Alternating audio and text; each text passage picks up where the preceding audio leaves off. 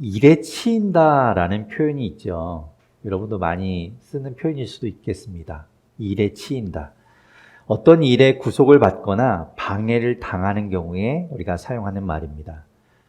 그 일 때문에 다른 것을 도저히 할 수가 없을 때, 그 일 때문에 다른 것에 신경 쓸 여유가 없을 때 우리는 이런 말을 합니다.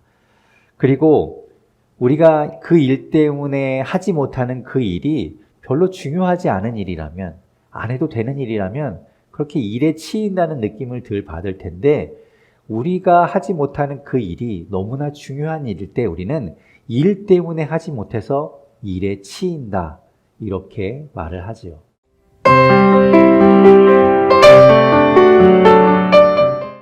오늘 우리가 읽은 이 본문은 두 부분으로 나누어집니다. 그런데 이 본문을 잘 읽어보면요, 이 이야기의 흐름이 왠지 좀 어색하다는 생각이 듭니다. 뭐 저만 그런지 모르겠는데 이 두 부분이 서로 자연스럽게 이어지지가 않는 것 같아요. 그도 그럴 것이 앞부분은 그 앞에 있는 단락의 마지막 부분이고요. 그리고 오늘 본문의 뒷부분은 새로 시작하는 이야기의 첫 부분입니다. 그러니까 이 단락이 중간에서 바뀌어요. 그러니까 읽다 보면 어떻게 보면 좀 문맥적으로 좀 어색하다 이런 생각이 들 겁니다. 그런데 우리가 이 이야기를 좀 순서를 바꿔서, 그래서 뒷이야기를 먼저 살펴보고 앞 이야기를 보면, 그러면 조금 더 자연스럽게 우리가 이 이야기를 볼 수가 있게 됩니다. 그래서 오늘 우리는 뒷이야기를 먼저 좀 살펴보려고 합니다. 예수님은 우리에게 이런 말씀을 하십니다. 오늘 보면 35절과 36절인데요. 35절, 36절 같이 읽어보겠습니다. 시작. 너희는 허리에 띠를 띠고 등불을 켜놓고 있어라. 마치 주인이 혼인잔치에서 돌아와서 문을 두드릴 때에 곧 열어주려고 대기하고 있는 사람들과 같이 되어라. 아멘. 지금 우리 시대에서는 이 주종 관계라는 게 없죠. 종이 있고 뭐 주인이 있고 이런 관계가 없습니다. 그래서 우리는 이 상황을 경험해 볼 수 없기 때문에 우리가 상상을 통해서 이 상황을 좀 그려보아야 합니다. 상상을 한번 해보십시오. 옛날 어느 마을에 제법 큰 집이 있었습니다. 그 집에 이제 주인이 있고요. 그 주인 밑에 주인이 거느리고 있는 종들이 여럿 있었습니다. 뭐 그렇다는 이야기는 좀 부자였겠죠. 종을 여럿 두고 있었다고 하면 부자였을 겁니다. 그런데 어느 날 이 주인이 혼인잔치가 벌어지는 곳에 가게 됩니다. 뭐 그 마을에 있던 잔치였는지 아니면 뭐 이웃 마을이었는지는 알 수 없지만 어느 집에서 벌어지고 있는 혼인잔치에 이 집주인이 초대를 받아서 가게 됩니다. 당시의 유대 사회에서 이 혼인잔치는 낮이 아니라 저녁에 보통 이루어졌다라고 합니다. 주인은 그 저녁에 이루어지는 혼인잔치를 가기 위해서 혼자 가지 않았겠죠. 두고 있는 종들이 많이 있었기 때문에 등을 들고, 그죠? 어두운 밤길을 비춰줄 그런 종과 함께 갔을 것이고, 혹시라도 뭐 선물이나 짐이 있었을 경우에 그것을 짊어지고 갈 종도 함께 했을 겁니다. 종이 있음에도 불구하고 이 사람이 뭐 짐도 짊어지고 등불도 들고 이렇게 가지는 않았겠죠. 그렇게 간 혼인잔치에서 기분 좋게 잔치를 잘 누리고 그리고 집에 돌아오면 꽤나 늦은 시간이 되었을 겁니다. 하지만 집 주인이니까 집에 도착을 해서 문을 두드리면 누구든 즉시 나와서 문을 열어주고 돌아온 집주인을 맞아 주어야 합니다. 그러면 문을 열어준 종, 그 한 종만 깨어 있으면 되고 나머지 종들은 그냥 쿨쿨 잠을 자고 있어도 될까요? 그렇지 않겠죠. 주인이 왔으니까 종들이 나와서 그 주인을 맞이하는 것이 합당합니다. 지금처럼 통신수단이 발달하거나 무슨 뭐 초인종이 있던 시대가 아니니까 주인이 언제 오는지를 알 수가 없죠. 주인이 올 때쯤 돼서 전화를 주면 다른 일을 하고 있다가도, 잠깐 눈을 붙이고 있다가도, 게으름을 피고 있다가도 주인이 온다고 하니 다시 매무새를 가다듬고 딱 주인을 맞을 준비를 하면 되는데 그런 것이 없죠. 그리고 혹시 선잠을 자더라도 초인종 소리가 띵동 울리면 좋을 텐데 그런 것이 아니라 문을 똑똑똑 두드리는 그 소리에 귀를 기울이고 있다가 언제든 깨어야 하기 때문에 대기 상태에 있어야 합니다. 귀를 쫑긋 세우고 주인이 언제 올까, 언제 문을 두드릴까 기다리고 있어야 하지요. 종은 돌아오는 주인을 맞이하고 주인 앞에 문을 열어주는 그런 일만 하는 사람이 아닙니다. 그렇죠? 종은 다른 일이 또 있어요. 그에게 맡겨진 일이 있습니다. 그날 해야 하는 일이 잔뜩 쌓여 있어요. 제가 좋아하는 예능 중에 지금은 하지 않는 예능인데요. 시간탐험대라는 예능이 있는데요. 거기 보면 우리 조선시대의 노비의 삶을 살아보는 그런 이야기가 있는데요. 그걸 보니까 진짜 노비들이 하루 종일 쉬지도 못하고 일이 너무너무 많더라고요. 그러니까 그게 추린 게 그 정도니까 아마도 엄청 많았겠죠.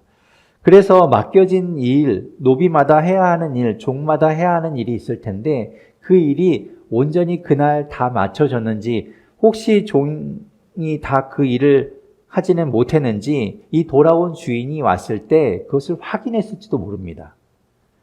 안 되어 있으면, 일을 다 마치지 못했으면 그 종은 벌을 받을 수도 있었겠지요. 결국 주인이 돌아오기를 기다리는 종은 무엇을 했는가 하면 자기에게 맡겨진 일도 해야 하고요. 주인을 맞이하는 일도 해야 합니다. 이 두 가지 일을 다 해야 돼요. 어느 것 하나 소홀하면 안 됩니다. 그런데 예수님은 우리에게 뭐라고 말씀하십니까? 이렇게 주인이 돌아오기를 기다리는 사람처럼 되어야 한다라고 말씀합니다. 그렇다면 우리는 누구를 기다려야 한다는 말일까요? 우리가 맞이해야 할 주인은 누구일까요? 그분은 바로 예수 그리스도입니다. 오늘 본문 39절과 40절에 이렇게 예수님께서 말씀하세요. 오늘 보면 39절, 40절 같이 읽어보겠습니다. 시작. 너희는 이것을 알아라. 집주인이 언제 도둑이 들지 알았더라면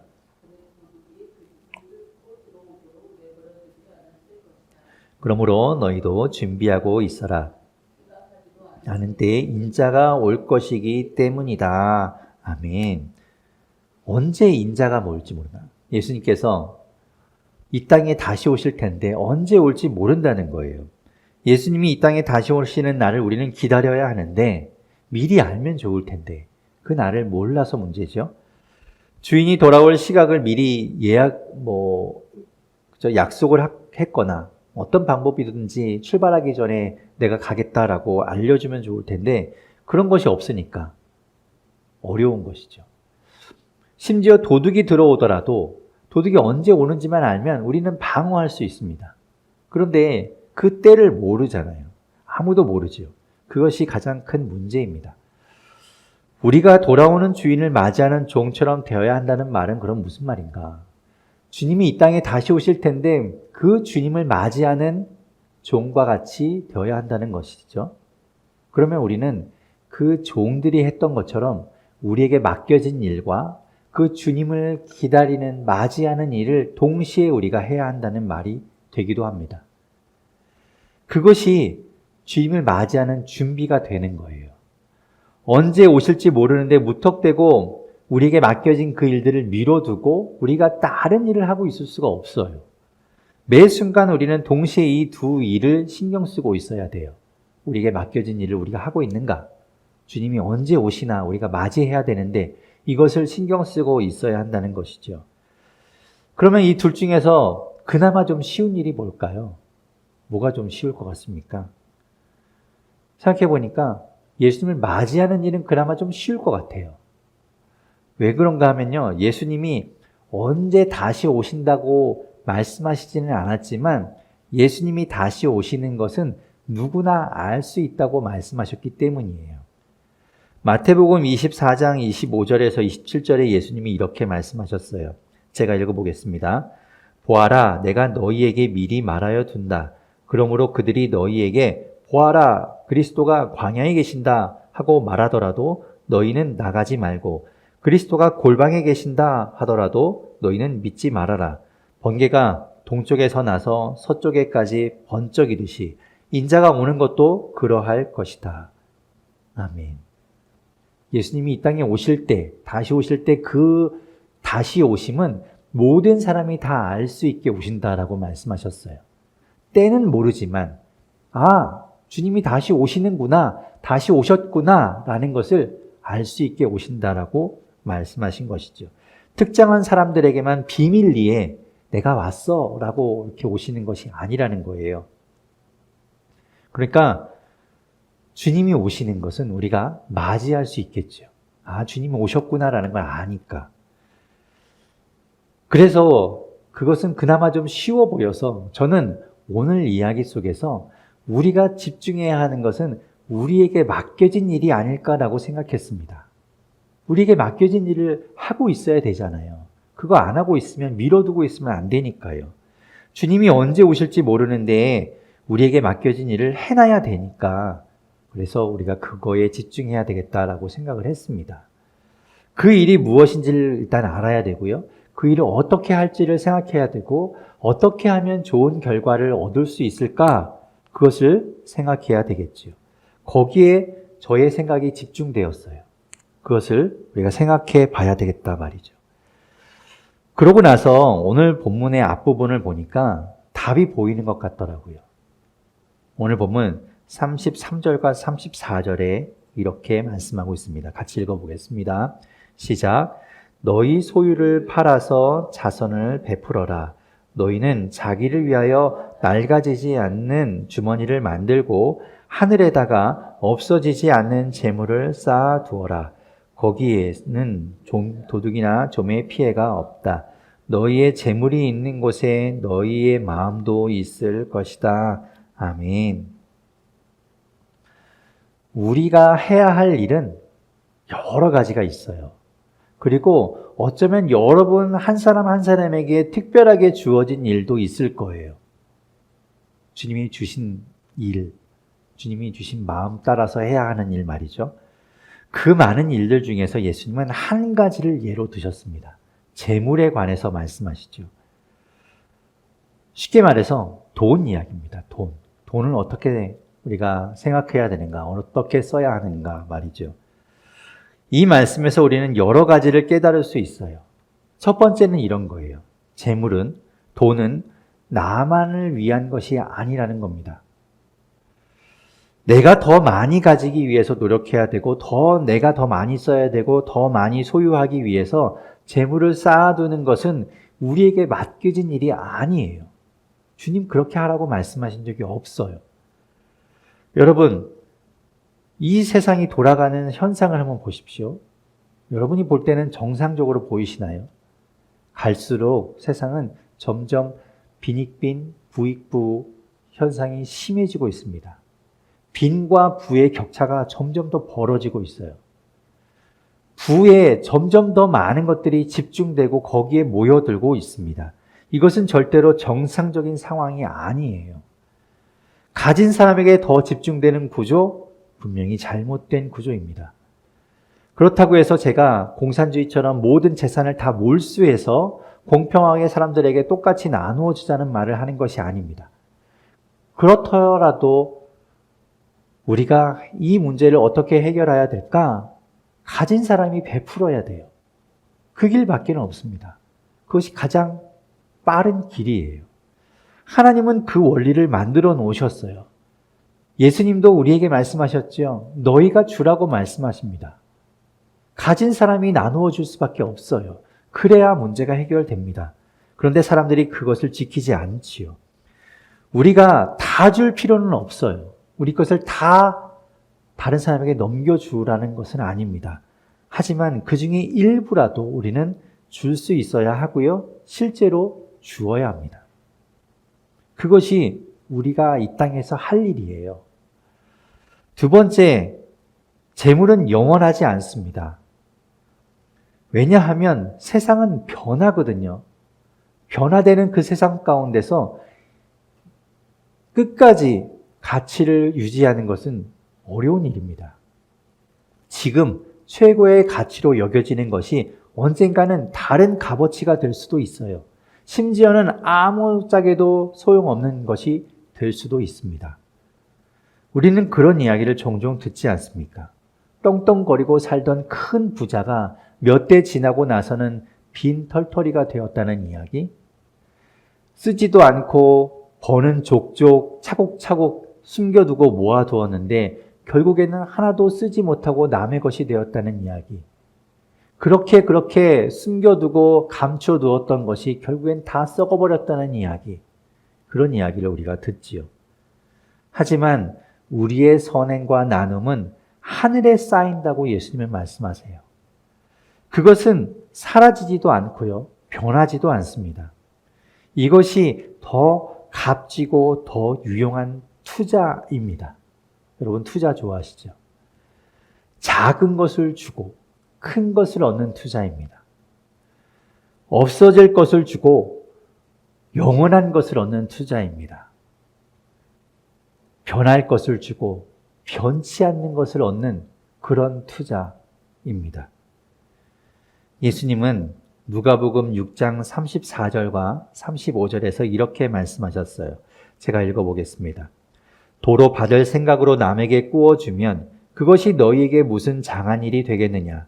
죄인들도 고스란히 되받을 요량으로 죄인들에게 꾸어준다. 그러나 너희는 너희 원수를 사랑하고 좋게 대하여 주고 또 아무것도 바라지 말고 꾸어주어라. 그리하면 너희는 큰 상을 받을 것이요 더없이 높으신 분의 아들이 될 것이다. 그분은 은혜를 모르는 사람들과 악한 사람들에게도 인자하시다. 아멘. 우리가 받을 생각이 없이 받지 못하더라도 우리에게 되돌려 주지 못하더라도 다른 사람에게 주면요. 그 사람에게서는 받지 못하더라도 말씀드린 것처럼 우리는 비록 작은 것을 주더라도 하나님께서는 우리에게 더 크고 영원한 것으로 주시겠다고 약속하시는 거예요. 더 값진 것에 투자하는 것, 더 중요한 것을 얻어내는 것, 그것이 바로 우리가 할 일입니다. 세 번째 우리는 무엇을 할 수 있는가 하면 재물은 우리의 마음을 빼앗는다는 것을 알 수 있어요. 누구나 아마 공감하실 거예요. 재물은 우리의 마음을 빼앗아 갑니다. 나는 그렇지 않아. 재물의 마음을 뺏기지 않아. 난 그런 사람 아니야 라고 누구 한 사람 자신 있게 말할 수 없을 거예요. 예수님도 누가복음 16장 13절에서 분명하게 이렇게 말씀하셨습니다. 한 종이 두 주인을 섬기지 못한다. 그가 한쪽을 미워하고 다른 쪽을 사랑하거나 한쪽을 떠받들고 다른 쪽을 업신여길 것이다. 너희는 하나님과 재물을 함께 섬길 수 없다. 재물이야 많으면 좋지요. 그렇게 또 많으면 우리 삶이 좀 편해집니다. 그것 또한 사실이에요. 하지만 많은 만큼 우리는 거기에 더 많은 마음을 뺏기게 되어 있습니다. 그러면 거기에 우리의 마음을 온통 빼앗기게 되면 하나님을 향한 우리의 마음은 점점 사그러지게 됩니다. 그래서 재물에 우리의 마음을 덜 빼앗기려면, 우리의 마음을 그래도 좀 지키려면 재물을 덜어낼 필요가 있어요. 더 많이 가지지 않기 위해서 우리는 좀 더 덜어내야 합니다. 그것이 우리가 할 일이라는 거예요. 하지만 재물에 대한 것만 우리가 신경 쓰면 될까요? 그것이 우리의 할 일 전부일까요? 말씀드린 것처럼 재물은 한 예에 불과해요. 결국 우리가 해야 할 일은 이거예요.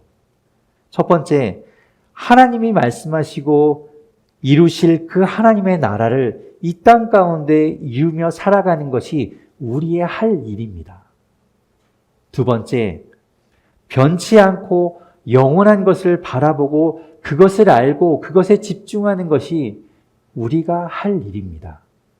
세 번째, 하나님께로 향한 우리의 마음이 다른 것에 현혹되고 다른 것에 빼앗기지 않도록 그 마음을 지키는 것, 그것이 바로 우리가 할 일입니다.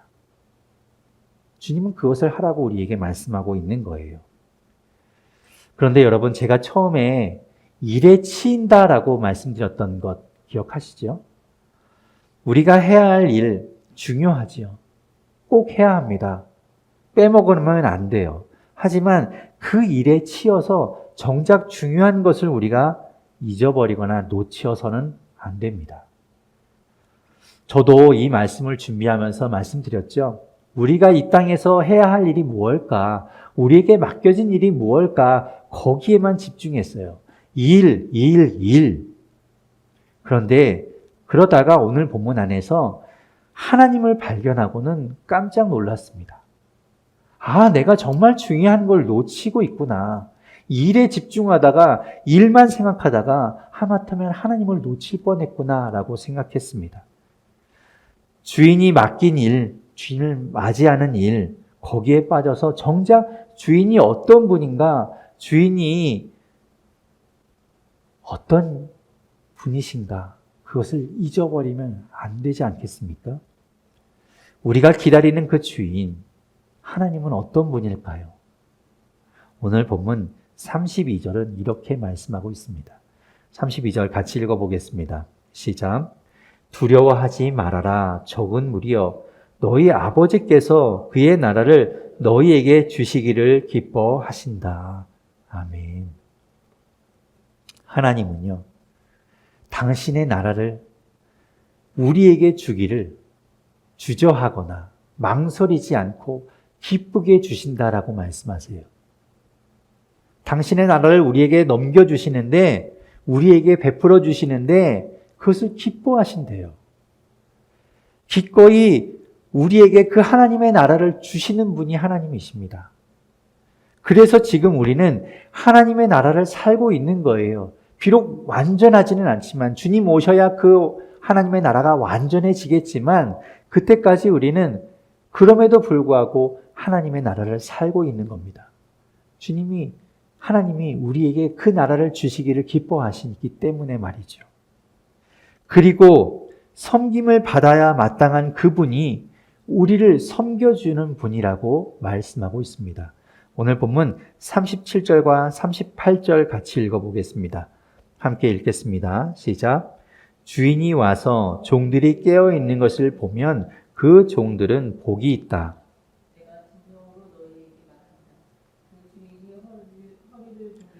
그들을 식탁에 앉히고 곁에 와서 시중 들 것이다. 주인이 밤중에나 새벽에 오더라도 종들이 깨어 있는 것을 보면 그 종들은 복이 있다. 아멘. 여러분, 종은 주인을 섬기기 위해 있어요. 주인은 그 종들에게 섬김을 받는 사람입니다. 그렇죠. 그게 당연하죠. 그런데 예수님의 이 땅에서의 모습은 어떠셨습니까? 섬기는 분이셨어요. 수건을 허리에 이렇게 두르고 냄새나고 더러운 제자들의 발을 직접 씻기셨던 분이 주님이세요. 우리가 한 것, 우리가 베푼 것, 우리가 조금 나눠주고 생색냈던 그 일들, 그것 이상으로 우리를 예뻐해 주시고 우리에게 베풀어 주시는 분이 바로 하나님이시고 주님이십니다. 왜 그럴까요? 하나님은 우리를 사랑하고 계시기 때문에 그래요. 하나님은 우리를 태초부터 영원까지 변함없이 한결같이 사랑하고 계시거든요. 우리는 해야 할 일이 분명히 있어요. 말씀드렸죠? 우리에게 맡겨진 일이 있습니다. 그리고 주님을 맞이하는 일 해야 돼요. 그 일 소홀하면 안 됩니다. 그러나 그 일 너머에 하나님을 볼 수 있어야 됩니다. 변함없는 하나님의 사랑, 한결같이 우리를 바라보시는 그 하나님을 볼 수 있기를 바랍니다. 여러분 잊지 마십시오. 하나님은 변함없이 우리를 사랑하고 계시다는 그 사실을 말이죠.